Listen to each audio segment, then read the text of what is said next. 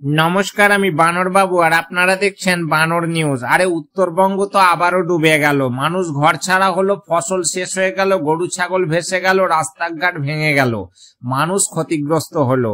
আর আমাদের দিদি কি বলছেন জানেন? বলছেন এই বন্যা প্রাকৃতিক না, এটা ম্যানমেড, মানে মানুষের তৈরি। এখন প্রশ্ন হলো, মানুষের তৈরি মানে এই মানুষটা কে? বিজেপি? আপনারই তো রাজ্য সরকার, সেচ দপ্তর, জলসম্পদ দপ্তর, সবই তো আপনার, প্রশাসন আপনার।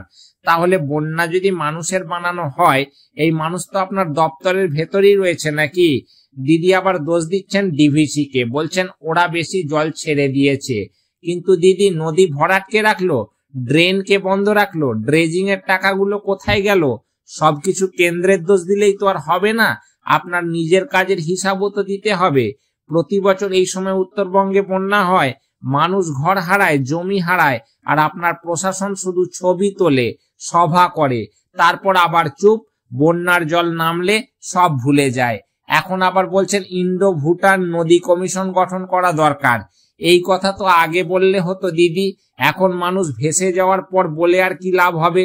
উত্তরবঙ্গের মানুষ আজ বলছে বৃষ্টি যতটা না দোষী, তার চেয়ে বেশি দোষী দিদির প্রশাসন। সতর্ক বার্তা নেই, ত্রাণ বিলি নেই, আর ত্রাণের চাল তেল কোথায় গেল কেউ জানে না। তাহলে দিদি, আপনি যদি বলেন ম্যানমেড বা মানুষের তৈরি বন্যা, মানুষ কে সেটা বলুন, না হলে মানুষ ভাববে আপনি নিজের দোষ ঢাকতে নাটক করছেন। বানর বাবুর শেষ কথা, বন্যার জল নামবে একদিন ঠিকই, কিন্তু দিদির দায় এড়ানো রাজনীতি কবে নামবে বলুন? এই ছিল আজকের বানর নিউজ, সত্যিটা কামড়ে ধরা। তো দর্শক, কিছু বলার থাকলে অবশ্যই কমেন্ট করবেন, আর ভিডিওটা ভালো লাগলে একটি লাইক দেবেন।